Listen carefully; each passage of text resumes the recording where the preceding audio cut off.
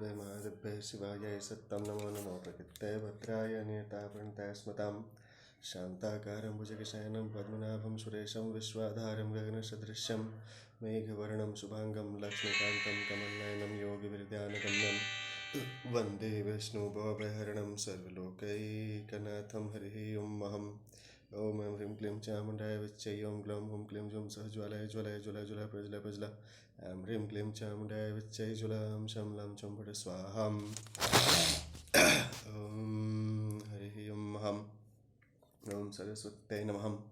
अथ रुद्रसप्ततमः सर्गं वसिष्ठः पुरतकृत्वं दारान् दशरथस्य च अभिचक्राम तं देशं रामदर्शनतर्पितम्। श्री रामचंद्र के दर्शन करने की अभिलाषा से वशिष्ठ मुनि महाराज दशरथ की रानियों को आगे कर श्री रामचंद्र जी के आश्रम की ओर गए। राम दर्शन तर्पिताम राम दर्शने सज्जाताभिलाषः राजपत्न्यश्च गच्छन्तो मन्दं मन्दाकिनीं रतिं दद्रेशोस्तत्र तत्तीर्थं राम लक्ष्मण सेवितम्। मंदाकिनी नदी की ओर मंद मंद चाल से चलती हुई कौशल्या आदि रानियों ने श्री रामचंद्र और लक्ष्मण के स्नान करने का घाट देखा। कौशल्यां वाष्पूर्णेन मुख्येन परिशुष्यता सुमित्रां ब्रवीतेनं याश्चान्यां राजयोषिता।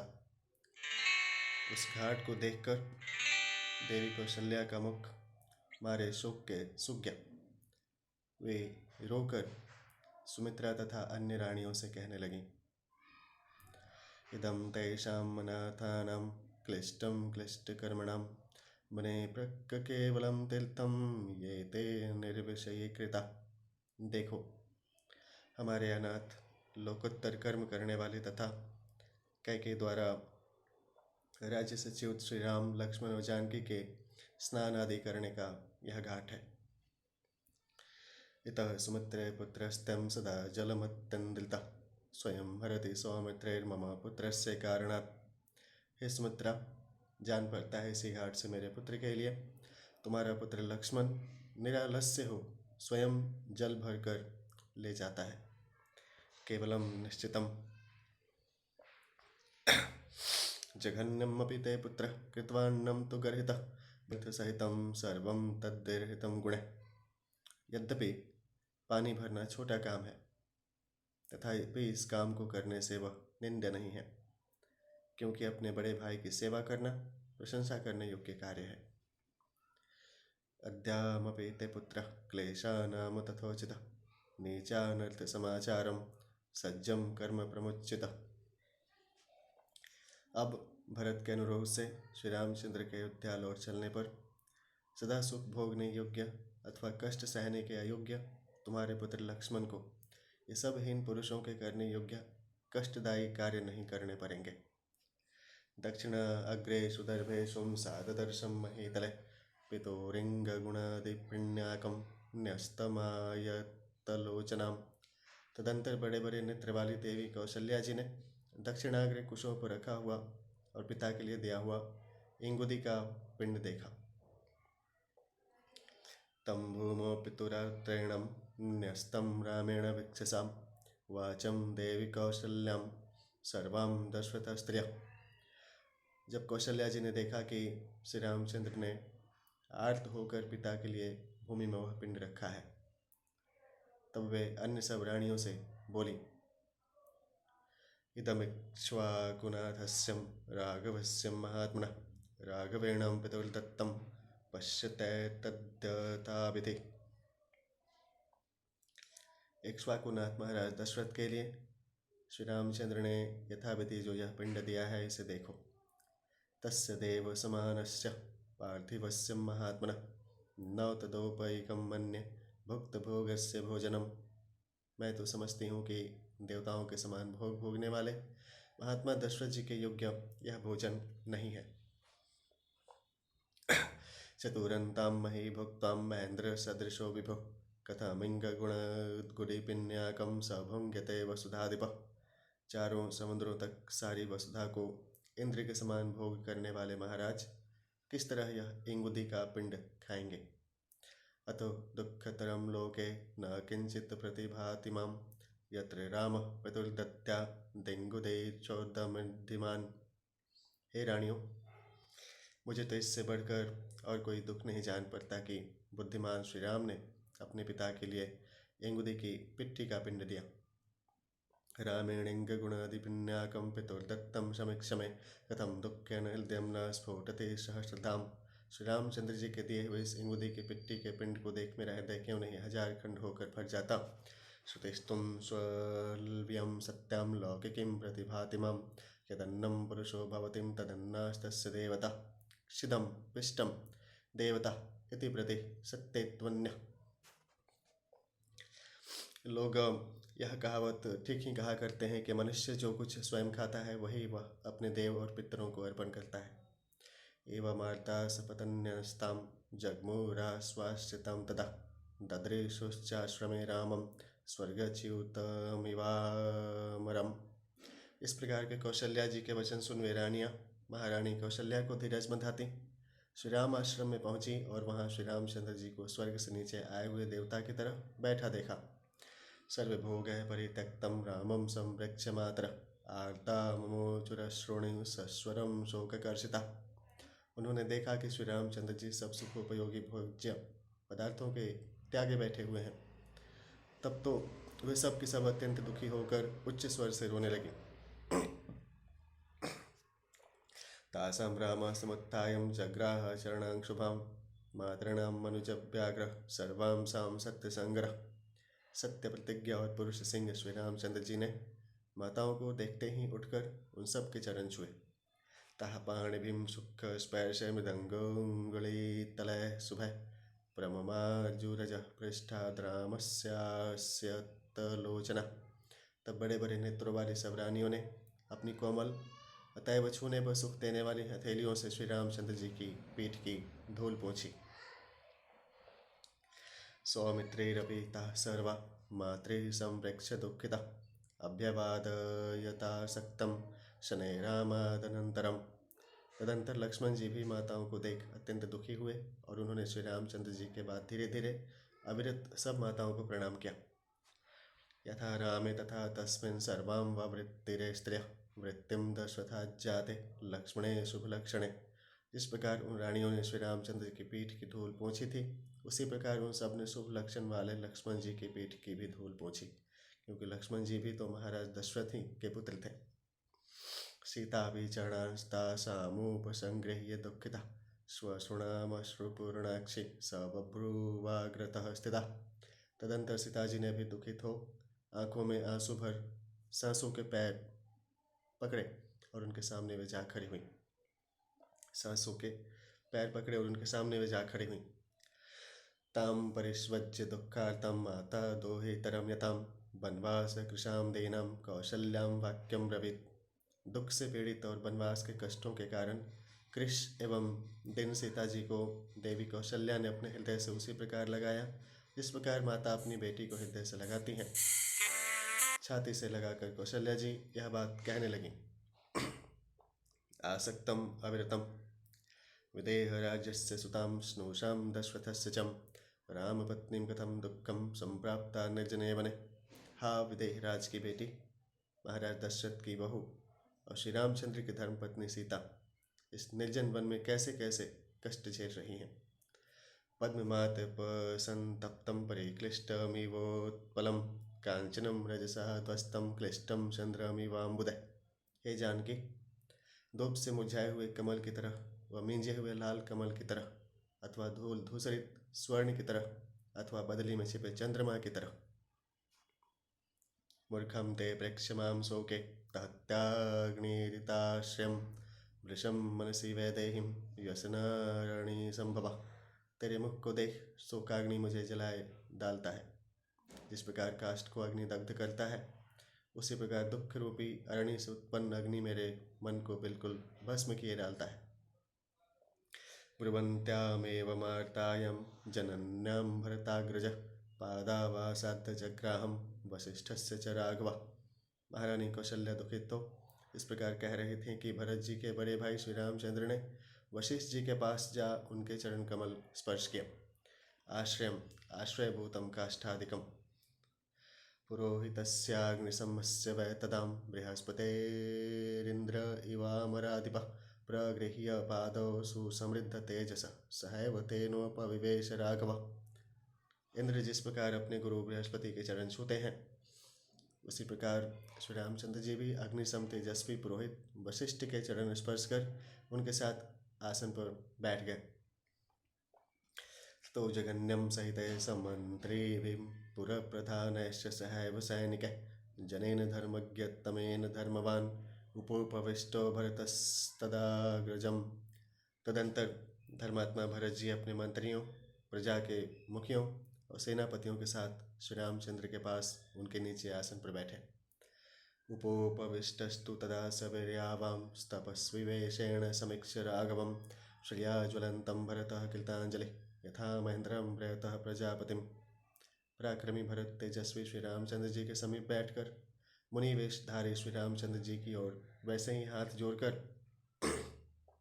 ततो जवन्यम वशिष्ठ रामोपदेवेशादनंतरम, और वैसे ही हाथ जोड़कर देखते थे जैसे देवराज इंद्र प्रजापति ब्रह्मा जी के पास हाथ जोड़कर बैठते और उनकी ओर देखते हैं। किमेश वाक्यम भरतोद्यम राघवम प्रणम्य सत्कृत्यम च साधु वक्षतिम इतीव तस्यार्यजनस्य तत्त्वतो बभूव कौतूहलमुत्तमं तदाम। उस समय वहाँ जितने विशिष्ट जन उपस्थित थे वे अपने अपने मन में यही सोच रहे थे और उनको यह जानने के लिए बड़ा कौतुक हो रहा था कि देखें भरत जी हाथ जोड़े हुए आदरपूर्वक श्री रामचंद्र जी से क्या कहते हैं। स राघव सत्यधृतिश्च लक्ष्मणो महानुभावो भरतश्च धार्मिकः वृत्ता सुहृद्वेश्च वीरेजुरध्वरं यथा सदस्य सहितास्त्रियोगन्यः। उस समय सत्यवादी और धृतिवान श्री रामचंद्र, महानुभाव लक्ष्मण जी और धर्मात्मा भरत जी सब सुहृदों के साथ शोभित हो रहे थे, मानो यज्ञ में सभासदों के साथ तीनों अग्नि सुशोभित हो। अयोध्याकांड का 130वां सर्ग संपूर्ण हुआ। ध्यान सुले विष्णु भगवान की जय। अथ चतुरुत्तरसप्तमः सर्गः। तं तु रामः समज्ञायं भ्रातरं रघुवत्सलं लक्ष्मणेन सह भ्रातरां प्रष्टुं समुपचक्रमे। श्री रामचंद्र जी भरत जी को अपने में भक्तिमान जान लक्ष्मण के साथ भरत जी से पूछने लगे, किमेतदिच्छेयमहं श्रुतुं प्राव्याहृतं त्वयं यस्मात् त्वमागतो देशमिमं क्षीरजटाजिनि। हे भरत, तुम छील जटा और मृगचर्म धारण कर इस वन में आए हो, सो इसका जो कारण हो वह मुझसे सुनाओ। यन्नमित्तमिदमिमं देशं कृष्णजीन जटाधरः हित्वां राज्यं प्रविष्टस्त्वं तत्सर्वं वक्तुमर्हसिं। तुम राज्य छोड़ काले मृग का चर्म ओढ़ और जटा धारण कर जिसलिए यहाँ आए हो सो सब मुझे बतलाओ। इत्युक्तः कैकेयीपुत्रः काकुत्स्थेन महात्मनः प्रगृह्य बलवदभूयः प्राञ्जलिर्वाक्यं ब्रवीत्। महात्मा श्री राम ने जब भरत से इस प्रकार पूछा तब भरत जी अति कष्ट से शोक के बेग को रोक हाथ जोड़कर बोले, आर्यं तातः परित्यज्यं कृत्वं कर्म सुदुष्करं गतः स्वर्गं महाबाहुं पुत्रशोकापि पीडितः समज्ञायं ज्ञात्वा गुरोर्वत्सलः गुरोऽस्मिन्नं भक्तं पाठान्तरे किन्निमित्तमिदम्। हे आर्य, महाराज पिताजी मेरी माता कैकेयी के कहने में आदुष्कर कर्म कर और पुत्र शोक से विकल हो स्वर्गवासी हुए। स्त्रिया नियुक्तं कैकेय्यं मम मात्रा परन्तपं चकार सुमहत्पापम् इदमात्मयशोहरम्। हे परंतप, मेरी माता कैकेयी ने अपने यश को नाश करने वाला यह महापाप कर डाला है। सा राज्यफलमप्राप्यं विधवां शोककर्षितां पतिष्यति महाघोरे निरये जननी ममम्। सो वह मेरी माता राज्य रूपी फल को न पाने के कारण शोकाकुल और विधवा हो घोर नरक में गिरेगी। तस्य मे दासभूतस्यं प्रसादं कर्तुमर्हसिम् अभिषिश्च स्वचाद्यैवं राज्येन महमधवानिवम्। यद्यपि मैं कैकेयी का पुत्र हूँ तथापि हूँ आपका दास, सो आप मुझ पर प्रसन्न होकर आज ही अपना राज्याभिषेक करावें और इंद्र की तरह राज्य सिंहासन पर विराजें। इमा प्रकृत्य सर्वं विधवां मातरश्चयां तत्सकाशमनुप्राप्तं प्रसादं कर्तुमर्हसिम्। देखिए, ये प्रजाजन, ये सब विधवाएं माताएं आपके पास आई हुई हैं, अतएव आप प्रसन्न हो अथवा कहना मान लें। तदानुपूर्व्यां युक्तं च युक्तं चात्मनि मानतं राज्यं प्राप्नुहि धर्मणं सकामान् सुहृदः कुरुम् आनुपूर्वायुक्तं ज्येष्ठानुक्रमेण संगतम। हे मानद, आप ज्येष्ठ होने के कारण राज्य पाने के अधिकारी हैं और आप ही को राजगद्दी पर बैठना उचित भी है। अतएव धर्मानुसार राजभार ग्रहण कर सुहृद जनों की कामना पूरी कीजिए। भवत्त विधवां भूमि समग्रां पतिना त्वयं शशीनां विमलेन एवं शारदी रजनीयताम्। जिस प्रकार शरद ऋतु की रात विमल चंद्रमा के द्वारा सद्वा होती हैं, उसी प्रकार यह ससाग्रा पृथ्वी आपको अपना पति वरण कर सद्वा हो जाएंगी। एभिश्च सचिवैः सार्धं शिरसां याचितो मयां भ्रातुः शिष्यस्य दासस्यं प्रसादं कर्तुमर्हसि। मैं आपका केवल भाई ही नहीं हूँ, प्रत्युत शिष्य और दास भी हूँ। सो मैं इन मंत्रियों सहित आपको प्रणाम कर आपसे अभिक्षा मांगता हूँ या प्रार्थना करता हूँ, अतः आप इनकी प्रार्थना पर ध्यान दें। तद्दं शाश्वतं पितरं सर्वं प्रकृतिमण्डलं पूजितं पुरुषव्याघ्रं नातिक्रमेतुमर्हसि। हे पुरुष श्रेष्ठ, परंपरा से मंत्री पद प्राप्त एवं प्रतिष्ठा पाने योग्य इन सब मंत्रियों की प्रार्थना आप अस्वीकृत न कीजिए। एवं उत्तम महाबाहुं सवाष्पं कैकेयीसुतः रामस्य शिरदापादौ जग्राहं विधिवत् पुनः। प्रकृतीनां मंत्री प्रभृतीनां मंडलम समूहम। यह कहा महाबाहु कैकेयी नंदन भरत जी ने नेत्रों में आंसू भरकर श्री रामचंद्र जी के चरणों में पुनः विधिवत अपना सिर रख दिया। तम तमीव मातंगम निःश्वसन्तं पुनः पुनः भ्रातरम भरतम राम परिष्वज्येदम ब्रवीत। तब श्री रामचंद्र जी ने भरत को, जो बार बार मत्त हाथी की तरह सांस ले रहे थे, हृदय से लगाकर यह बात कही। कुलीनः सत्त्वसम्पन्नस्तेजस्वीं चरितव्रतः राज्य हेतुः कथम पापमाचरेत् त्वद्विधौ जनः। हे भरत, तुम जैसा कुलवान सतोगुणी व्रतधारी पुरुष राज्य के लिए क्यों अपने बड़े भाई के प्रतिकूल आचरण कर पाप का भागी बनना पसंद कर सकता। न दोषं त्वयि पश्यामि सूक्ष्ममप्यरिसूदनं न चापिं जननीं बाल्यात् त्वं विगर्हितुमर्हसि। हे अरिसूदन, मुझे तो तुम में जरा सा भी दोष नहीं देख पड़ता। तुमको बिना समझे मुझे अपनी माता की भी निंदा न करनी चाहिए। कामकारो महाप्राज्ञं गुरूणां सर्वदा नधम उपपन्ने सुधारेशुं पुत्रेशुं च विधीयते। सत्वसंपन्न सत्वगुण संपन्न बाल्यात् अज्ञानात् कामकारः स्वच्छंदकरणम् उपपन्नेषु शिष्यदासदेषु।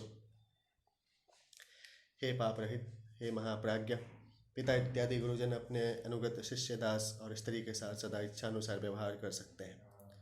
वयमस्य यथा लोकिं संख्यातः सौम्य साधुविं भार्या पुत्राश्च शिष्याश्चम त्वमनुज्ञातुमर्हसि। संसार में साधु लोग स्त्री पुत्र और शिष्यों को जिस प्रकार आज्ञाकारी कहकर मानते हैं, बस वैसे ही पिता के लेखे हम भी हैं। यह बात तुम्हें जान लेनी चाहिए। वने जचिर्वसनं सौम्यं कृष्णाजीनाम्बरं राज्ये वापि महाराजो मां वासयितुमीश्वरः। हे सौम्य, महाराज हम लोगों के नियंता हैं। वे चाहे हमें चिरवसन और मृगचर्म धारण करा वन में रखें अथवा राज्य में रखें। यावत् पितरे धर्मज्ञे गौरवं लोक सत्कृतं तावत् धर्मभृतान् श्रेष्ठम जनन्यामपि गौरवम। हे धर्मज्ञों में श्रेष्ठ, जितना गौरव लोक पूजित पिता का है, उतना ही माता का भी है। अर्थात जितना आदर सम्मान पिता का करना चाहिए, उतना ही आदर और सम्मान माता का भी करना चाहिए।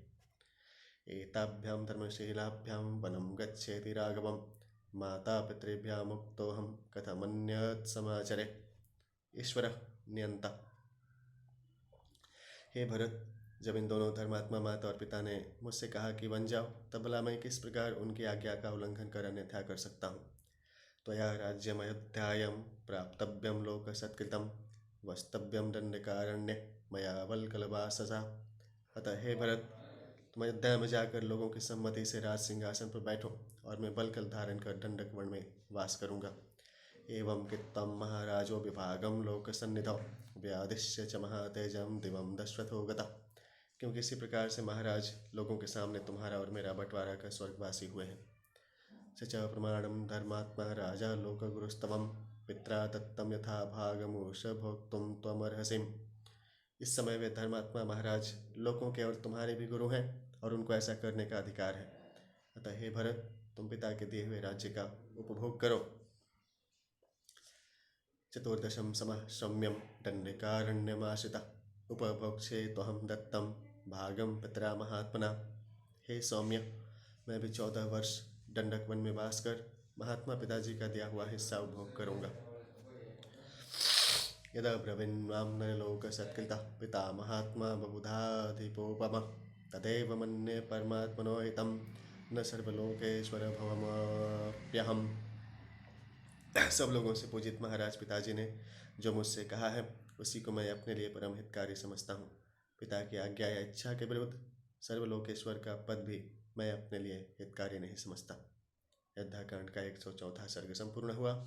ध्यान सूर्य विष्णु भगवान की जय। अतः पंचोत्तरशततमः सर्गम।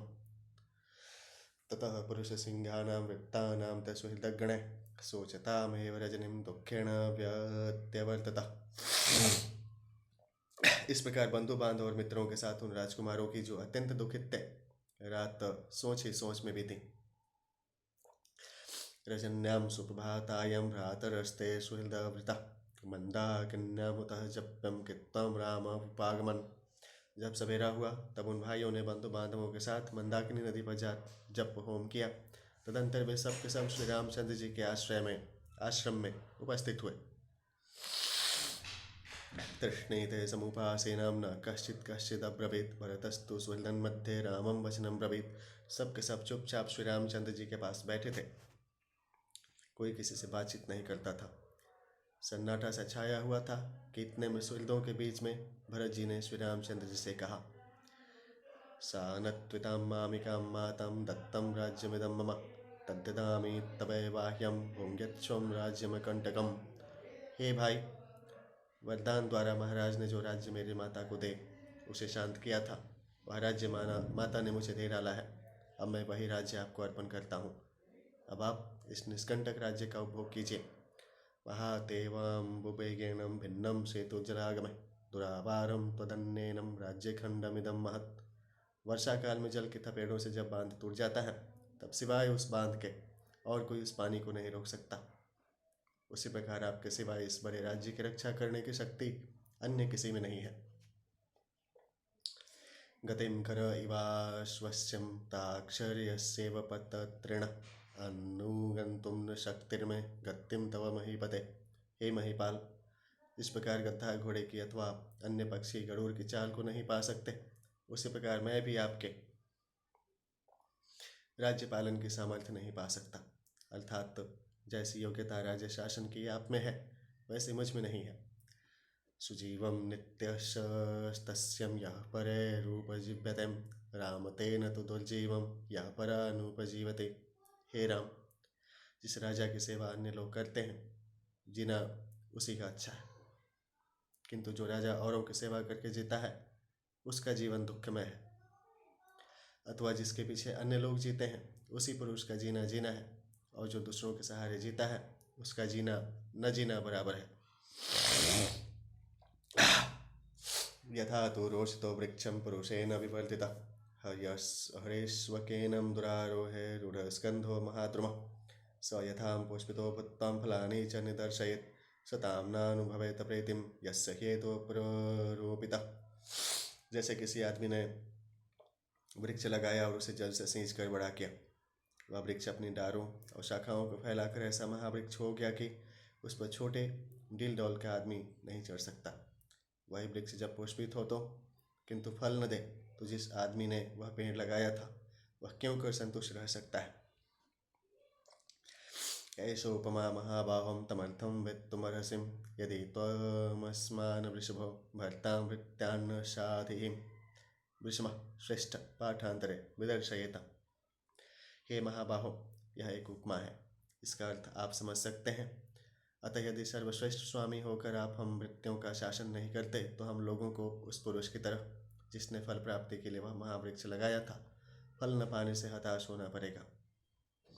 श्रेणयस्त्वां महाराजं पश्यन्त्वग्र्याश्च सर्वशः प्रतपन्तमिवादित्यं राज्ये स्थितमरिन्दमं तवानुयाने काकुतस्थं मत्ता नर्दन्तु कुञ्जरः अन्तः पुरगतां नार्यो नदन्नन्दस्त्वं सुसमाहिता। हे महाराज, ऐसा कीजिए जिससे यह प्रजा के लोग शत्रुओं के नाश करने वाले आपको राज्य शासन राज्यासन पर तपते हुए सूर्य की तरह बैठा हुआ देखें, तथा यह मत्त हाथी चिंघारते हुए आपके पीछे पीछे चले और वनवास में सब स्त्रियां शांति पाकर हर्ष ध्वनि करें।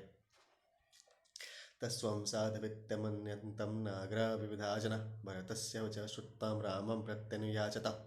श्री रामचंद्र जी से भरत जी की हुई प्रार्थना सुन सब नगरवासी साधु साधु कहने लगे। तमेवं दुःखितं प्रेक्ष्यं विलपन्तं यशस्विनं रामः कृतात्मा भरतं समाश्वासयदात्मवान्। उन यशस्वी भरत को दुखी और विलाप करते हुए देख धैर्यवान श्री रामचंद्र समझा कर कहने लगे, कृतात्मा सुशिक्षित बुद्धि धैर्यवान वह, नात्मनः कामकारो अस्तिं पुरुषो अयमनीश्वरः एतश्चेत्तरवनश्चं कृतान्तः परिकर्षतिम्। हे भरत, मनुष्य का कुछ वश नहीं है, क्योंकि यह परतंत्र है। काल मृत्यु उसको इधर से उधर और उधर से इधर खींचा करता है, अर्थात नाच नचाया करता है। सर्वे क्षयांताम निचय पतनान्तः समोच्चय संयोगा विप्रगान्ताम मरणान्तं च जीवितम्। यावत् संचित पदार्थ नासवान है। जितने उच्च स्थित जीव हैं वे पुण्यक्षय होने पर नीचे गिरने वाले हैं। पुत्र मित्र कलत्रादि जिनसे संयोग होता है, अंत में उनसे वियोग भी होता है। और जितने जीवधारी हैं वे सब मरणशील हैं, अथवा संग्रह और क्षय, उन्नति और अवनति, संयोग और वियोग एवं जन्म और मरण का अटूट संबंध है। यथा फलानां पक्वानां नान्यत्र पतनात् भयम् एवं नरस्य जातस्यं नान्यत्र मरणात् भयम्। जिस प्रकार पके हुए फल को गिरने से डरना न चाहिए, उसी प्रकार उत्पन्न हुए नर को मरण से डरना न चाहिए। अर्थात पका हुआ फल गिरता ही है और जो पैदा हुआ है वह मरता ही है।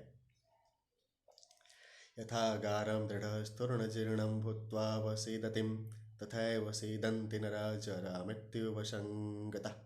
आत्मनः पुरुषस्यं कामकार ऐक्षिकं व्यापारवस्तिम् अनीश्वरः अस्वतंत्र इत्यर्थः। जिस प्रकार मजबूत खंभों पर अवलंबित घर पुराना होने पर गिर जाता है, उस प्रकार मनुष्य भी बुढ़ापे और मृत्यु के वश में हो नष्ट हो जाता है। अत्तेति रजनी या तो सा न प्रतिर्निवर्तते यत्येव यमुना पूर्णम समुद्रमुदकाकुलम। हे भरत, जो रात बीत गई वह फिर नहीं लौटती। यमुना का जल जो एक बार समुद्र में मिल गया वह फिर लौट कर जमुना में नहीं आता। अहो रात्राणि गच्छन्तीं सर्वेषां प्राणिनामिहम् आयंसे क्षपयन्त्याशुं ग्रीष्मे जलमीमांशवः। देखो, ये दिन और रात जो बीतते चले जाते हैं सो प्राणियों के आयु की अवधि को शीघ्र शीघ्र कम करते जाते हैं, जैसे ग्रीष्म काल में सूर्य की किरणें जल को सुखाकर कम कर देती हैं। आत्मानमनुशोचं त्वं किमन्यमनुशोचसि आयुस्ते ह्यते यस्यं स्थितस्य च गतस्य च। अतः हे भरत, तुम अपने लिए अर्थात अपने आत्मा के उद्धार के लिए सोचो तो सोचो, दूसरों के लिए सोच क्यों करते हो? आयु तो सभी की खटाती है, चाहे कोई बैठा रहे चाहे चला फिरा करे। सहैव मृत्युर्भजतिं सह मृत्युर्निशीदतिं गत्वां सुदीर्घमध्वानं सह मृत्युर्निवर्तते। मौत मनुष्य के साथ ही चलती है, साथ ही बैठती है, और दूर जाने पर भी साथ नहीं छोड़ती, और साथ जाकर साथ ही लौट भी आती है। गात्रेषु बलयः प्राप्तां श्वेताश्चैव शिरोरुहा जरया पुरुषो जीर्ण किं हिम कृत्वां प्रभावयत्। जब शरीर में झुर्रियाँ पड़ गईं, सिर के केश सफ़ेद हो गए और शरीर जरा से जर्जरित हो गया, तब मनुष्य कर ही क्या सकता है? अथवा तब उसके रोके मौत कैसे रुक सकता है? अथवा वह किस बलबूते पर दूसरों पर अपना प्रभाव डाल सकता है? नंदन्त्युदित आदित्य नंदनत्यस्तमिते रव आत्मनो नावबुध्यन्ते मनुष्याम जीवितक्षयम्। मनुष्य सूर्य के उदय होने पर और अस्त होने पर नित्य ही प्रसन्न होते हैं, किंतु उससे उनकी आयु घटती है, इस बात को वे नहीं समझते। ऋषयन्तयुत्तमुखं दृष्ट्वा नवं नवमिहागतं ऋतूणां परिवर्तेणं प्राणिनां प्राणसंशय। इस प्रकार वसंत आदि नई नई ऋतुओं को देख मनुष्य प्रसन्न होते हैं, किंतु ऋतुओं की इस अदल बदल से उनकी उम्र घटती है, यह वे नहीं जानते। यथा काष्ठं च समेयातां महार्णवे समित्यं च विपेयातं कालमासाद्य कञ्चन किं हि कृत्वां प्रभावयेतं किं कृत्वामित्युनिवर्तते समर्थो भवेत् एवं भैर्याश्च पुत्राश्च ज्ञात्यश्च धनानि च समित्तं व्यवधावन्तीं ध्रुवो ह्येषां विना भव। इस प्रकार महासागर में अन्य स्थानों से बहकर आई हुई दो लकड़ियाँ एक स्थान पर पहुंचकर मिल जाती हैं और फिर काल पाकर पृथक हो इधर उधर बहती चली जाती हैं। इसी प्रकार भार्या पुत्र भाई बंध और धन संपत्ति जो आकर अपने को मिलते हैं, सब इन सब का कालांतर में वियोग होना भी निश्चय ही है। नात्र कश्चित् तथा भावं प्राणिं समभिवर्तते तेन तस्मिन् सामर्थ्यं प्रेतस्यास्य अनुशोचत। हे भरत, इस संसार में कोई भी प्राणी यथाभिलाष अपने भाई बंधुओं के साथ सदा नहीं रह सकता। अतः मृत पुरुष के लिए उसकी मौत को रोकने की सामर्थ्य किसको है? जो मरे हुए के लिए शोक किया जाए, अर्थात मौत पर किसी का वश नहीं। अतः मरे हुए के लिए शोक करना व्यर्थ है। यथा हि सार्थं गच्छन्तं ब्रूयात् कश्चित् पथे स्थितः अहमस्यागमिष्यामि पृष्ठतो भवतामिति। जिस प्रकार यात्रियों का दल रास्ते पर चला जाता हो और राह में बैठा हुआ कोई मनुष्य कहे कि तुम्हारे पीछे पीछे हम भी आते हैं, विना भव वियोग यथा भावं न समभिवर्तते यथाभिलाषं बन्धुभिः सह न वर्तते गच्छन्तं सार्थं पथिक समूहम्। एवं पूर्वै गतो मार्गं पितृपैतामहो ध्रुव तवापन्नं कथं शोचेद्यस्यं नास्ति व्यतिक्रमः। इस प्रकार बाप दादे परदादों के चले हुए मार्ग पर आरूढ़ पुरुष को क्यों सोच करना चाहिए, क्योंकि इस मार्ग पर चलने के अतिरिक्त और तो कोई गति ही नहीं है। वयसः पद्मानस्यं स्तोत्रसोवान्निवर्जितः आत्मा सुखे नियुक्तव्यः सुखभाजं प्रजास्मृतः। इस प्रकार नदी की धार आगे हो बढ़ती जाती है, पीछे नहीं लौटती, उसी प्रकार आयु केवल जाती ही है अर्थात घटती ही है और आती नहीं अर्थात बढ़ती नहीं। अतः यह देखकर आत्मा के सुख के साधनभूत धर्म कृत्यों में लगना उचित है, क्योंकि यह प्रजा सुख भोगी ही कही गई है। अर्थात मनुष्य जन्म धर्म कृत्य करते हुए सुख भोगने के लिए ही कहा गया है, अथवा मनुष्य जन्म सुख भोगने ही को होता है।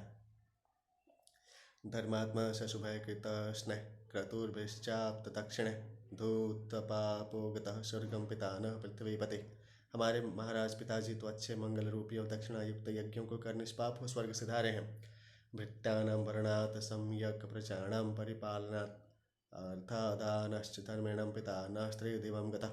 धर्मेण अर्थदानात् धर्माण करादिग्रहणात् मृत्यों का भली भांति भरण पोषण कर प्रजा का भली भांति पालन कर और उनसे धर्मपूर्वक कर लेकर हमारे पिता स्वर्ग सिधारे हैं। कर्मभिस्तो शुभहरिष्ट ऋतुभिश्चाप्त दक्षिणे स्वर्ग दशरथः प्राप्त पितानः पृथ्वीपति। चौराहों पर तालाब बावड़ी आदि बनवा प्रजाजनों के अभिष्ट पूरे कर तथा विपुल दक्षिणा वाले यज्ञ कर हमारे पिता महाराज दशरथ स्वर्ग सिधारे हैं। इष्टवा बहुविधैर्यज्ञैर्भार्या भाग्याश्चावाप्य पुष्कलान् उत्तमं चायुरासाध्यं स्वर्गतः पृथ्वीपति। अनेक प्रकार के यज्ञ कर हर तरह के बहुत से भोग भोग कर और अच्छी आयु भोग कर महाराज स्वर्ग सिधारे हैं। आयुरुत्तममासाध्यं भोगानपि च राघवः स न चोच्य पिता तातं स्वर्गतः सत्कृतः सताम्। हे तात, अच्छी आयु पाकर अच्छे भोगों को भोग कर और सज्जनों से सम्मान पाकर महाराज स्वर्ग सिधारे हैं, अतः उनके लिए शोक करना उचित नहीं। सजीर्णं मानुषं देहं परित्याज्यं पिताहिनः दैवी मृद्भि मनु प्राप्तो ब्रह्मलोक विहारिणीम्। हमारे पिता जीर्ण शरीर को त्याग कर ब्रह्मलोक में सुख भोगने वाले देवताओं के शरीर को प्राप्त हुए होंगे। इष्टः जनानां स्वस्य चाभिमत्तः शुभः कर्मभिः महापठेषु टट्टाकनिर्माणादिभिः तं तु नैवं विदः कश्चित् प्राज्ञं शोचितुमर्हति तद्दिनो यद्धिधाश्चास्यं श्रुतवान् बुद्धिमत्तरः। अतएव उन पिताजी के लिए शोक करना तुम जैसे बुद्धिमान शास्त्रवेत्ता और ज्ञानी पुरुष के लिए उचित नहीं। एते बहुविधां शोका विलापरुदिते तथां वर्जनीयं हि धीरिणं सर्वावस्थासु धीमता।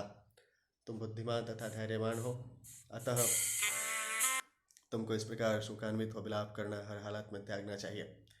स स्वस्थो भव मां शोको या त्वां चावसतां पुरीं तथा पित्रा नियुक्तो वसिं वशीनां वदतां वर। तुम स्वस्थ हो और शोक को त्याग कर अयोध्यापुरी में जाकर वास करो। हे वाग्मीवर, पिताजी तुमको अयोध्यापुरी में स्वतंत्रतापूर्वक रहने की आज्ञा दे गए हैं। यत्राहमपि तेनैवं नियुक्तः पुण्यकर्मणः तत्रैवाहं करिष्यामि पितरोरार्यस्य शासनम्। वह पुण्य कर्मों के करने वाले पूज्य पिता मुझको जैसी आज्ञा दे गए हैं तदनुसार मैं भी वैसा ही करूँगा। न मया शासनं तस्यं त्यक्तुं न्यायमरिन्दमं तत्त्वयापि सदा मान्यं सवै बन्धुं स नः पिता।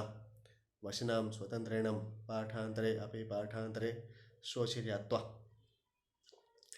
ये शत्रुओं के दमन करने वाले, मुझको उनको आज्ञा का उल्लंघन करना उचित नहीं, क्योंकि हमारे पिता बंधु और शासनकर्ता होने के कारण वे हमारे तुम्हारे दोनों के लिए सदा मान्य है। तद्वचः पितुरेवाहं सम्मतं धर्मचारिण कर्मणा पालिष्यामि वनवासेन राघवम्। अतएव मैं तो पिताजी की उसी आज्ञा का जो धर्माचरण करने वाले के सम्मत है वन में वास करके पालन करूँगा। धार्मिकेण निशंसेनं नरेणं गुरुवर्तिनां भवितव्यं नरव्याघ्रं परलोकजिगीषताम्। हे पुरुष सिंह, जो मनुष्य धार्मिक एवं दयालु हैं तथा अपना परलोक बनाने के अभिलाषी हैं, उनको बड़े लोगों का आज्ञाकारी होना चाहिए।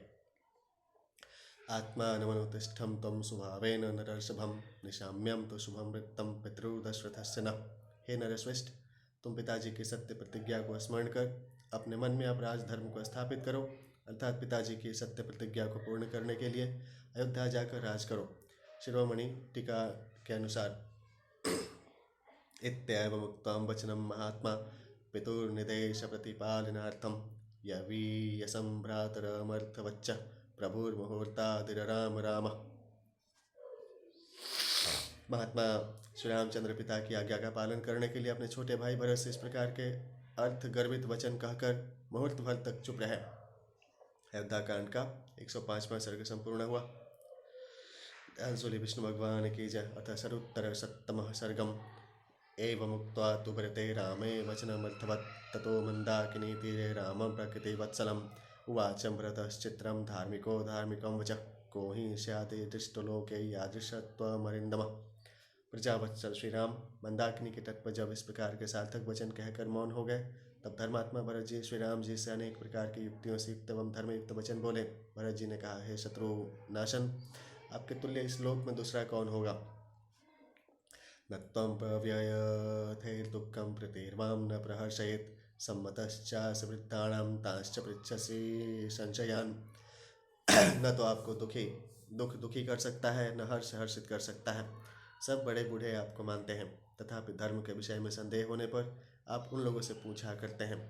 चित्रम अनेक विध युक्ति विशिष्टम वच यथा मृतस्तथां जीवन यथा सतीं तथा सति यस्यैष बुद्धिलाभं स्यात् परितप्येत केन स।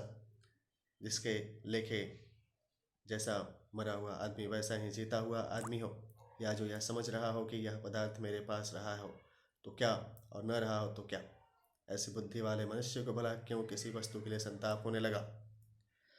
परावरज्ञो यश्च स्यात् तत्थां त्वं मनुजाधिप स एवं व्यसनं प्राप्यं न विषेदितुमर्हति। हे नराधिप, आप सरीखा विकालज्ञ अथवा जीवात्मा परमात्मा का रूप जानने वाला पुरुष दुख पड़ने पर भी विषाद को प्राप्त नहीं होता। अमरूपम सत्वस्त्वं महात्मा सत्यसंग्रह सर्वज्ञं सर्वदर्शिचं बुद्धिमाश्चासि राघवम्। हे राघव, आप देवताओं की तरह सतोगुणी महाधैर्यवान होने के कारण सत्य प्रतिज्ञ हो। आप सब जानने वाले, सब कुछ देखने वाले और बुद्धिमान हो। न त्वामेवं गुणैर्युक्तं प्रभवाभव कोविदम् अविषह्यतमं दुःखमासादयितुमर्हति। परावरज्ञ त्रिकालज्ञ परमात्म जीवात्म स्वरूप जीव प्रभवाभव कोविदं प्रवृत्तिर्निवृत्ति कारण तत्वज्ञान निपुणम् अविपह्यतमम् अन्यैरसह्यमपि। ऐसे गुणों से युक्त होने के कारण आप जीवों की प्रवृत्ति और निवृत्ति के कारणों को भली भांति जानने वाले हैं, अतः आपको वे दुख भी जो अन्य लोगों को असह्य है नहीं सता सकते। एवमुक्त्वा तु भरतं रामं पुनरुत्थावृतीत् ब्रवीत् प्रोषिते मयि यत्पापं मात्रा सत्कारणात् कृतं क्षुद्र्यां तदनिष्टमे प्रसीदतु भवान् मम धर्मबन्धेन बद्धो अस्मि तेने मां नेह मातरम्। यह कहकर भरत जी ने श्री रामचंद्र जी से फिर यह कहा कि मेरे विदेश में रहते समय मेरी इस नीच माता ने जो पाप मेरे लिए किया है वह मेरे लिए अनिष्टकारक है अथवा मुझे इष्ट नहीं है, अतः मेरे ऊपर आप प्रसन्न हो। क्या करूं, मैं धर्मबंधन से बंधा हूँ, नहीं तो मैं इस माता को हन्मी तीव्रेण दंडेनम दंडारहां पापकारिणीं कथम दशरथात् जातं शुद्धाभिजनकर्मणः जानन् धर्मं धर्मिष्ठं कुर्यां कर्मजुगुप्सितं गुरुः क्रियावान् वृद्धश्चं राजा प्रेतः पिबेति चं। जो पाप करने वाली होने के कारण दंड पाने योग्य है, कठोर दंड दे मार डालता। मैं ऐसे कुलीन एवं धर्मनिष्ठ महाराज दशरथ के औरस से उत्पन्न हूँ। क्या धर्म है और क्या अधर्म, यह जानकर मुझसे निंदित कर्म करते नहीं बन पड़ता। सब यज्ञों के क्रियाओं के करने वाले पूज्य और वृद्ध महाराज पिताजी परलोकवासी हुए। क्रियावान यज्ञादि क्रियावान तातम न परिग्रह्यम दैवतम चेति संसदि को ही धर्मार्थयोरहीनम ईदृशम कर्म किलविषम। अतः सबके सामने सभा में उनकी निंदा करना उचित नहीं, किंतु कौन ऐसा पुरुष होगा जो धर्म और अर्थ से रहित ऐसा पाप कर्म। स्त्रियः प्रियः चिकीर्षु सन्नकुर्यात् धर्मज्ञ धर्मवित्तम अंतकाले ही भूतानि मुह्यन्ति इति पुरा श्रुति। धर्मज्ञों के धर्म को जानकर भी स्त्री के प्रीति की कामना से करेगा। हे धर्मज्ञ, यह एक पुरानी कहावत है कि मरने वाले की बुद्धि बिगड़ जाती है। राज्ञैव कुर्वतां लोके प्रत्यक्षं सा श्रुतिः कृतं साध्वर्थ्यमभिसन्ध्यायं क्रोधानमोहाश्च साहसात् तातस्य यदतिक्रान्तं प्रत्याहरतु तद्भवान् पितुर्हि समतिक्रान्तं पुत्रो यः साधु मन्यते। सो महाराज ने यह कर्म कर यह कहावत चरितार्थ करके लोगों को प्रत्यक्ष दिखला दिया। महाराज ने भले ही कैकेयी के कुपित होकर विष खाकर मर जाने के भय से अथवा अपने चित्त के विक्षेप से अथवा लोगों के बिना पूछे ही यह कर्म किया। अंतकाले विनाशकाले वही अंतिम विपरीत बुद्धिं प्राप्तवन्तीं साध्वर्थ अमीसन्धाय समीचीनास्थैर्नित्यं तातस्य यदि विक्रांतं यद्यमेति क्रमणं तद्भवानं प्रत्याहरतु निवर्त्यतु पाठांतरे यदिति क्रांतम। हो, परंतु अब आप उनके इस कर्म को ठीक समझ अन्यथा विचार न कीजिए, क्योंकि जो पुत्र पिता की भूल चूक को भी ठीक मान लेता है तदपत्यम मतम लोके विपरीतमतोन्नथ्याम तदपत्यम भवान यस्तु माँ भवान दुष्कृतम पितु। लोक में वही पुत्र पुत्र माना जाता है, इसके विपरीत करने वाला पुत्र पुत्र नहीं माना जाता। आप उनके पुत्र हो, अतः उनकी भूल चूक पर ध्यान न दें। अभिपत्ताम कृतम कर्मम लोके धीर विगर्हितम कैकयीं माम च तातम च सुहृदो बांधवाश्च न। और उनके उस लोक निंदित कर्म को छिपाइए, कैकेयी को, मुझको, पिता को, सुहृदों को तथा हमारे भाई बंधुओं को। पैरजान पदान सर्वास्त्रासुम सर्वमिद्धम भवान क्व चारण्य क्वच छात्रम क्व जटा क्वच पालनम। तथा पुरजन आदि सबको आप इस अपवाद से बचा लीजिए। हे भाई, कहाँ तो छात्र धर्म और कहाँ यह जन शून्य वनवास, कहाँ जटाधारण और कहाँ प्रजापालन। ईदृशं व्याहृतं कर्मं न भवन कर्तुमर्हसिम। ऐसे ही प्रथमो धर्म क्षत्रियस्याभिषेचनम। अतः आप इन परस्पर विरोधी कार्यों को न कीजिए, क्योंकि क्षत्रिय का सर्वप्रथम कर्तव्य कर्म यही है कि वह अपना अभिषेक करावे। व्याहृतं विरुद्धम, क्षत्रिय के लिए वानप्रस्थ धर्म का पालन का निषेध नहीं, तब भरत जी ने वनवास का निषेध क्यों किया? इसका समाधान भरत जी ने स्वयं ही यह कहकर किया है कि वानप्रस्थ होने के पूर्व क्षत्रिय को प्रजा पालन करना चाहिए। आश्रम धर्म पालन में वर्ण धर्म की अवहेला नहीं होनी चाहिए। येन शक्यं महाप्राज्ञं प्रजानां परिपालनम कश्च प्रत्यक्षमतसिज्यं संशयत्थमलक्षणम। जिससे वह प्रजा का पालन कर सके, भला बतलाइए तो इस प्रकार के प्रत्यक्ष फल देने वाले धर्म को छोड़ अप्रत्यक्ष और सुखों से रहित आयतिष्ठम चरित धर्मम क्षत्रबंधुरनिश्चितम अथ क्लेशजमेवं त्वं धर्मं चारयितुमिच्छसि। एवं कालांतर में फल देने वाले अनिश्चित धर्म कर्म का करना कौन क्षत्रिय स्वीकार करेगा?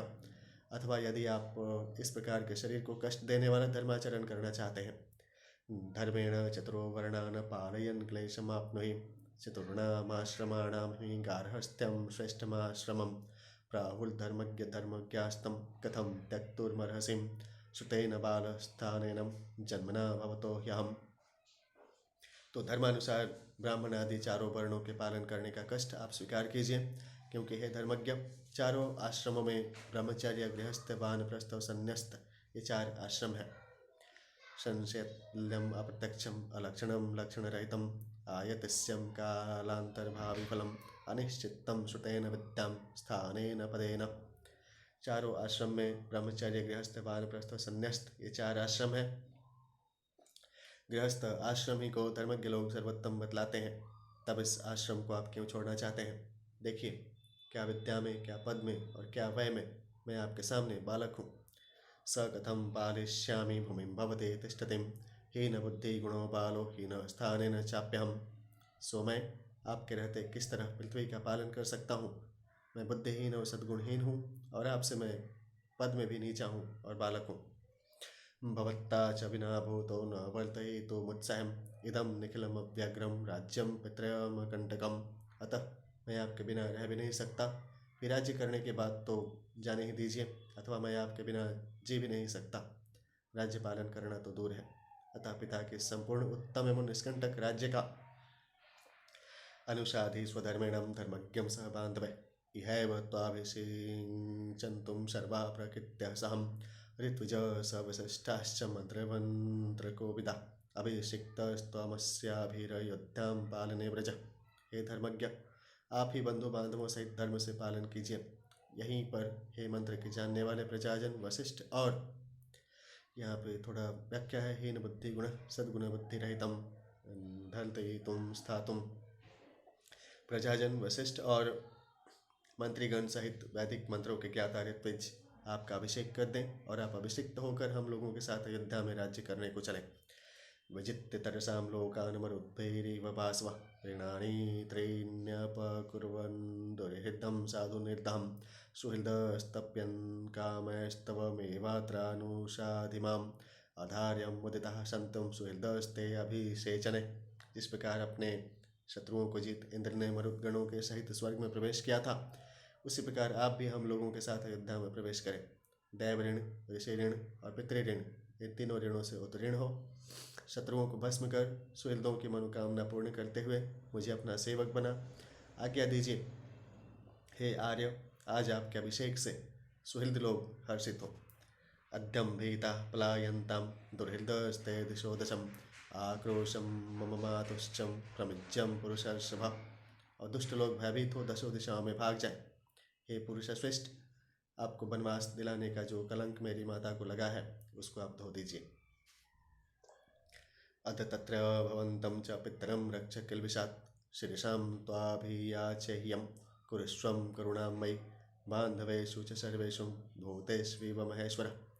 दुर्हृद, शत्रुन, आक्रोशम, निंदाम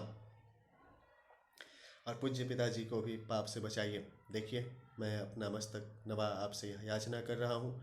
जिस प्रकार महेश्वर विष्णु सब प्राणियों पर दया करते हैं, उस प्रकार आप भी मेरे और सब भाई बंधों के ऊपर दया कीजिए। यद्यद्वादौस्वरः प्रोक्त वेदांतेश्च प्रतिष्ठितं तस्य प्रकृतिलीनस्य यः परः स महेश्वरः। भूषण टीकाकार ने महेश्वर का अर्थ श्रुति इतिहास प्रमाणों से विष्णु प्रतिपादित किया है। यह टीकाकारों ने महेश्वर का अर्थ वृषभध्वज शिव या महादेव किया है। अथै तत् पृष्ठतः कृत्ताम्बनमेव भवानितः गमिष्यति गमिष्यामि भवत्तां सार्धमप्यहम्। यदि मेरी इस प्रार्थना को अस्वीकार कर यहाँ से आप दूसरे वन को चले जाएंगे, तो मैं भी आपके साथ ही साथ चलूँगा। तथा हि रामो भरतेन ताम्यतां प्रसाद्यमानः श्रीशां महीपति न चैव चक्रे गमनाय सत्त्वानं मतिं पितुस्तद्वचने व्यवस्थितः।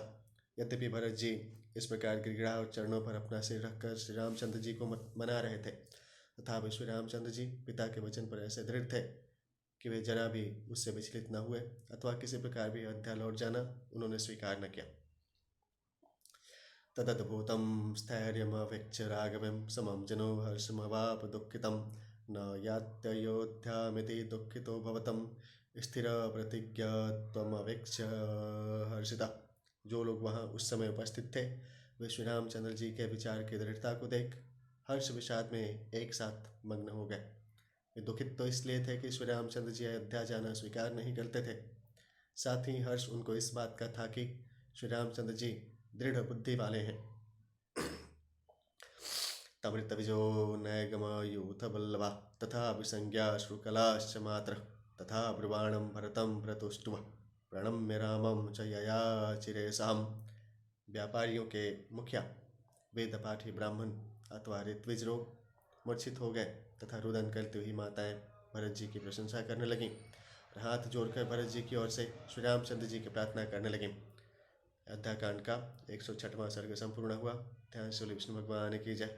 अतः सप्तोत्तर शतमः सर्गम पुनरेवं ब्रह्माणं तं भरतं लक्ष्मणाग्रज प्रतिवाच तथा श्रीमान ज्ञाति मध्ये भी सत्कृत। जब भरत जी ने फिर कुछ कहना चाहा तब भरत जी से स्तुति द्वारा भली भांति सत्कार किए गए श्री रामचंद्र जी अपनी जाति के लोगों के सामने कहने लगे। उपपन्नमिदं वाक्यं यत्त्वमेवं भाषता जातः पुत्रो दशरथात् कैकेय्यां राजसत्तमात्। हे भरत, तुम नृपोत्तम महाराज दशरथ जी से कैकेयी के गर्भ से उत्पन्न हुए हो, अतः जो तुम कहते हो सो सब ठीक है। पुरा भ्राता पिता न स मातरम ते समुद्दहन मातामह समाश्रव पितराज्य शुल्कमनुत्तमम। पूर्व काल में जब हमारे पिता दशरथ जी तुम्हारी माता कैकेयी से विवाह करने गए थे तब तुम्हारे नाना से उन्होंने यह प्रतिज्ञा की थी कि तुम्हारी बेटी के गर्भ से जो पुत्र उत्पन्न होगा वही मेरे राज्य सिंहासन पर बैठेगा। महाराज दशरथ का ऐसी प्रतिज्ञा करना अनुचित न था, क्योंकि कैकेयी के साथ उनका विवाह ढलनी उम्र में हुआ था। अन्य रानियों के साथ बहुत दिनों तक रहकर वे पुत्र उत्पन्न होने से निराश हो चुके थे। कैकेयी के अभिसत्कृता भरतेन्नस्त्रोदृणां सम्यग्गम अभिपूजिता। सात विवाह कैकेयी के साथ विवाह पुत्र की कामना ही से किया था, अतः उनका ऐसी प्रतिज्ञा करना ठीक ही था। यदि यहाँ यह कोई कहे कि जब महाराज कैकेयी के गर्भ से उत्पन्न संतान ही को राज्य देने के लिए प्रतिज्ञाबद्ध हो चुके थे तब श्री रामचंद्र को युवा राजपद देने की तैयारियां उन्होंने क्यों की, तो इसका समाधान स्मृतिकारों के इस वचन से होता है। उदाह्य काले रति संयो प्रयोगे प्रणात्वये सर्वधनापहारं विप्रस्य चार्थेऽप्यनृतं वदेयुः पंचानृतान्याहुरपातकाणिम्। इसके अतिरिक्त महाराज अपने कुल की परंपरागत प्रथा के अनुसार ज्येष्ठ राजकुमार को राज सिंहासन देने के लिए भी बाध्य थे। यदि वे इस प्रथा के विरुद्ध कार्य करते तो प्रजा उनके इस अनुचित कार्य का घोर विरोध करती और उनकी निंदा करती, जैसा कि प्रजा ने श्री राम के वनवास के समय किया भी था। दैवासुरे च संग्रामे जनन्ये तव पार्थिव संप्रहिष्टो ददौ राजा वर्माराधितः प्रभु।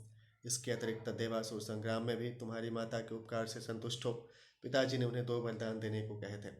ततः सा संप्रति श्राव्यम तव माता यशस्विनीम अयाचत नरश्रेष्ठम द्वापरो वरवर्षिणीम।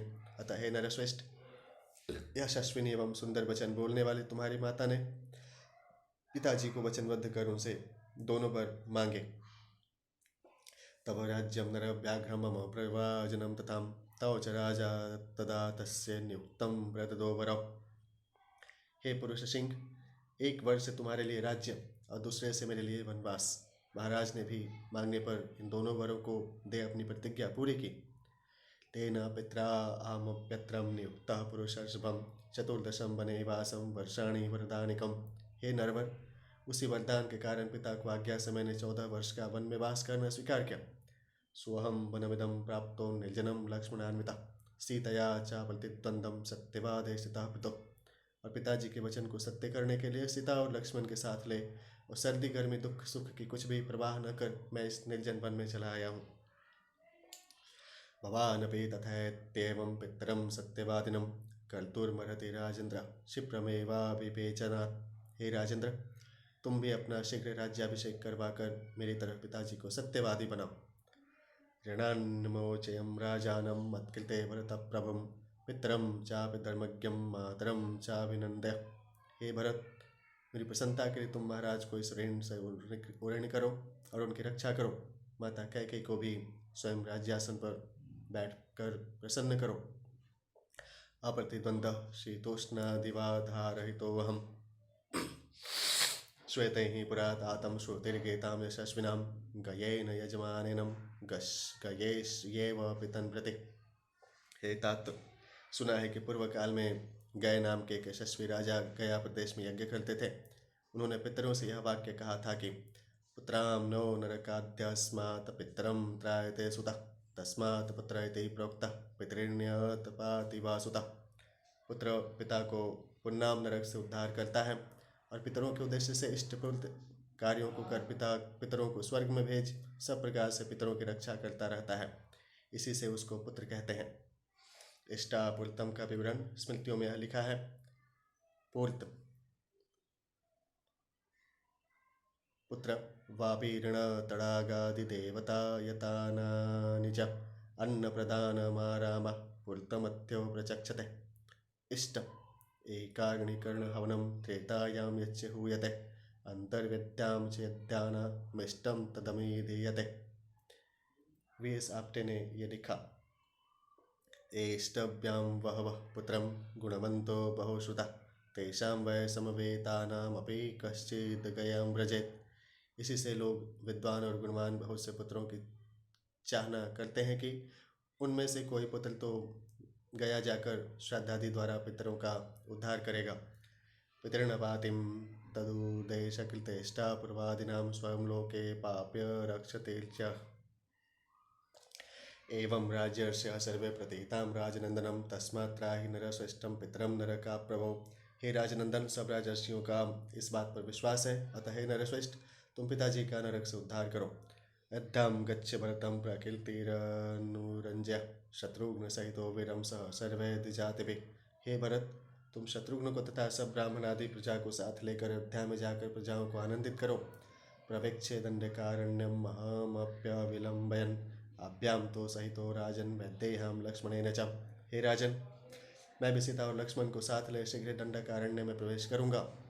तम राजा भरते भव स्वयं नारायणं वन्यानामहमपि राजारण्यमृगाणां गच्छ त्वं पुरवरमध्यं संप्रहिष्ट संहृष्ट्वाहमपि दंडाकारणप्रवेक्ष्य। हे भरत, तुम मनुष्यों के राजा और मैं वन मृगों के राजाओं का राजा होऊंगा। तुम प्रसन्न हो अब श्रेष्ठ नगरी अयोध्या को गमन करो और मैं भी आनंदपूर्वक दंडक वन में प्रवेश करूं। क्षायां च दिनकराभां प्रभातमानं वर्षत्र भरतं करोतु मूर्धनिशिताम् एतेषामहमपि काननद्रुमाणां क्षायां तामतिशयनीं सुखीं श्रयिष्ये।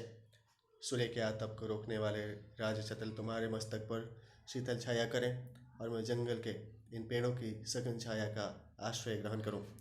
शत्रुघ्न कुशलमतिस्तुं ते सहायं सौमित्र मम विदितः प्रधानमित्रं चत्वारस्तनयवरा वयं नरेन्द्र सत्यस्थं भरतचरा ममा विषादम्। हे भरत, यह अमित बुद्धि वाले शत्रुघ्न तुम्हारे सहायक रहेंगे और सर्वलोकों में प्रसिद्ध यह लक्ष्मण मेरी सहायता करेंगे। इस प्रकार निर्वशिष्ठ महाराज दशरथ के हम चारों पुत्र महाराज दशरथ को सत्यवादी करें, अतः अब तुम विषाद युक्त मत हो। इस प्रकार जब श्री रामचंद्र जी ने भरत जी को निरुत्तरित कर दिया तब भरत जी को चुप देख हितपरता के कारण जाबाली जी ने चार्वाक मत का सहारा ले श्री रामचंद्र जी को उत्तर दिया था। वह 108वें अध्याय में लिखा गया है। अध्याकांड का 107वां सर्ग संपूर्ण हुआ। ध्यान से विष्णु भगवान की जय। अतः अष्टोत्तर सप्तमं सर्ग। आश्वासयन्तं भरतं जाबाली ब्राह्मणोत्तमं उवाचं रामं धर्मज्ञं धर्मपेतमिदं वच। इस प्रकार भरत जी को समझाते हुए श्री रामचंद्र जी से जाबाली नाम के श्रेष्ठ ब्राह्मण ने यह धर्म विरुद्ध वचन कहे। साधु राघवमाबुद्धे बुद्धिरेवं निरर्तिका प्राकृतस्य नरस्येवं यार्य बुद्धेर्मनस्विनः। वाह महाराज वाह, आपकी तो पामर जनों जैसी निरर्थक बुद्धि न होनी चाहिए, क्योंकि आप केवल श्रेष्ठ बुद्धि वाले ही नहीं किंतु मनस्वी भी हैं। कह कस्य पुरुषो बंधु किमाप्यम कस्य केनचित् यदेको जायते जंतुरेक एव विनश्यतिम्। भला जरा सोचिए तो, कौन किसका बंधु है और कौन किसका बना बिगाड़ सकता है। यह प्राणी अकेला ही जन्म लेता है, फिर अकेला ही नष्ट भी होता है। तस्मान मातां पिता चेति राम सज्जेत यो नरः उन्मत्त इव सज्ञेयं नास्ति कश्चित् भी कस्यचित्। अतः यह मेरी माता है, यह मेरे पिता हैं, ऐसा संबंध मानकर जो पुरुष इन संबंधों में आसक्त होता है उसे अभी यहाँ धर्म मार्ग विरुद्धम निरर्तिकाम परमार्थ रहितम, उसे पागल की तरह समझना चाहिए, क्योंकि विचार पूर्वक देखा जाए तो सचमुच कोई भी किसी का नहीं है। तथा ग्रामांतरम गच्छन् नरः कश्चित् कश्चिदसेतुम् उत सृज्य च तमावासं प्रतिष्ठेता परेहनि। जिस प्रकार कोई मनुष्य अपने गांव से दूर गांव को जाता हुआ कहीं मार्ग में ठहर जाता है और अगले दिन उस स्थान को छोड़कर चल जाता है, एवमेव मनुष्याणां पिता माता गुहं वसु आवास मात्रम काकूतस्थम सज्जते नात्र सज्जन। इस प्रकार पिता माता घर और घनादि संपत्ति के साथ भी मनुष्य का थोड़ी देर का टिकाऊ संबंध है, अतएव सज्जन लोग इनमें आसक्त नहीं होते। पितरम राज्यम परित्यज्यम स नारहसि नरोत्तम अस्थातुम कापथम दुखम विषमम बहुकंटकम। अतएव हे नरोत्तम, आप पिता के राज्य को छोड़ इस कुमार्ग पर जो दुख देने वाला युवावस्था के योग्य और बहुकंटकों से परिपूर्ण है, आरूढ़ होने योग्य नहीं है। समृद्धायामयोध्यायामात्मानभिषेचय एक वेणीधराहिं त्वं नगरीं संप्रतीक्षते विषमं यवनानुचित्तम् एक वेणीधरां व्रतपारायणेत्यर्थं नगरी तदधिदेवता। आप तो चलकर अब धन धान्य युक्त अयोध्या में अपना अभिषेक करवाइए, क्योंकि अयोध्या की अधिष्ठात्री देवी पतिव्रत धारण कर आपके आगमन की बाट जोह रही है। राजभोगान अनुभवन महारहाण पार्थिवात्मज विहरम तमयोध्यायम यथा शक्र स्त्रीविष्टपे। हे राजकुमार, आप बढ़िया बढ़िया राजाओं के भोगने योग्य भोगों का उपभोग करें और अयोध्या में उसी प्रकार विहार करें जिस प्रकार इंद्र अमरावती में विहार करते हैं। न ते कश्चिद्रथस्त्वं च तस्य न कश्चनम अन्यो राजा त्वमन्यः स तस्मात् कुरु यदुच्यते। न तो आप दशरथ आपके कोई हैं, न आप दशरथ के कोई हैं, राजा कोई और है और आप कोई और हैं, इसलिए मैं जो कहता हूँ उसे आप कीजिए। बीजमात्रं पिता जंतो शुक्लं रुधिरमेव च संयुक्त मृत्यु मन्मात्रां पुरुषस्य जन्म तत्। प्राणी के जन्म में पिता तो वीर्य का एक कारण मात्र है, क्योंकि ऋतुमती माता के गर्भ में एकत्र हो मिला हुआ वीर्य और रज ही जीव के जन्म का हेतु है। गतः स नृपतिस्तत्रं गंतव्यं यत्र तेन वै प्रवृत्तिरेषां मर्त्याणां त्वं तो मिथ्या विहन्यसे। प्रवृत्ति स्वभाव इत्यर्थः, मर्त्याणां वर्णशीलानां वयं तो मिथ्या विहन्यसे मिथ्याभूतेन संबंधेन पीड्यसे। वे महाराज तो जहाँ उनको जाना था वहाँ गए, क्योंकि मरणशील प्राणियों का स्वभाव ही यह है, तो मिथ्या ही इस झूठे संबंध को ले पीड़ित होते हो। अर्थ धर्म पराये तास्ता शोचामि नित्तरान् ते ही दुःखमिहं प्राप्यं विनाशं प्रत्यभेजिरे। जो लोग प्रत्यक्ष मिलते हुए सुख को त्याग कर आगे सुख मिलने की आशा से कष्ट भोग कर धर्मोपार्जन करते हैं और ऐसा करते करते नष्ट हो जाते हैं, मुझे उन्हीं लोगों के लिए दुख है, औरों के लिए नहीं। अथवा मुझे उन लोगों के लिए शोक है जो प्रत्यक्ष सिद्ध अर्थ को त्याग अप्रत्यक्ष धर्म संपादन में तत्पर रहकर इस लोक में तो दुख भोगते ही हैं, किंतु वे नष्ट होने पर भी दुख भोगते हैं, औरों के लिए नहीं। अष्टका पितृदैवत्यं वित्यं प्रसितो जन अन्नस्योपद्रवं पश्यमृतो ही किमशिष्यते। देखिए, लोग जो अष्टकादि श्राद्ध कर्म पितरों के उद्देश्य से प्रतिवर्ष किया करते हैं, उससे लोग अन्न का कैसा नाश करते हैं। भला कहीं कोई मरा हुआ भी कभी भोजन करता है? यदि भुक्तमिहान्येनं देहमन्यस्य गच्छतिं दद्यात् प्रवसतः श्राद्धं नत्पत्यशरणं भवेत्।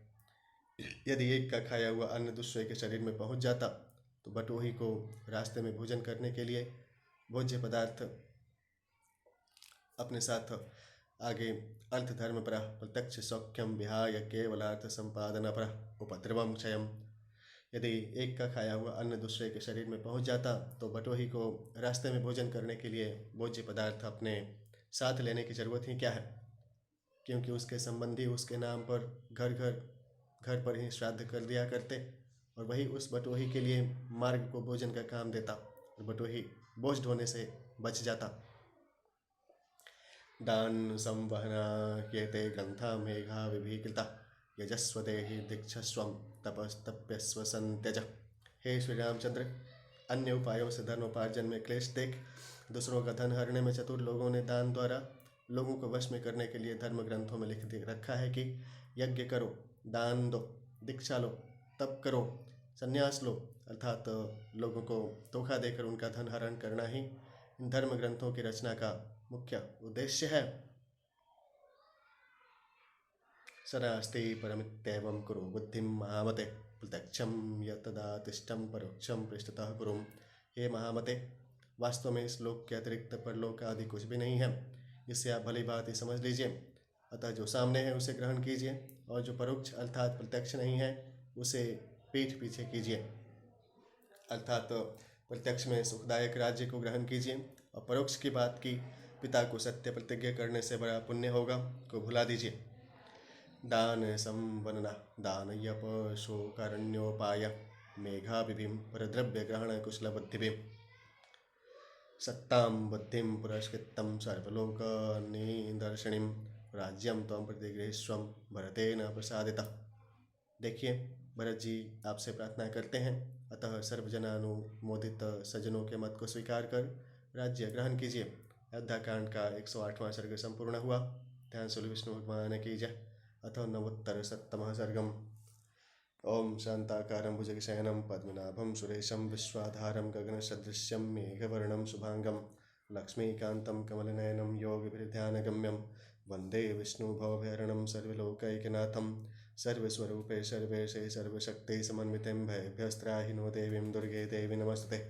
हरिः ओं भूर्भुवस्सुः तत्सवितुर्वरेण्यं भर्गो देवस्य धीमहि धियो यो नः प्रचोदयात्। हरिः ओं।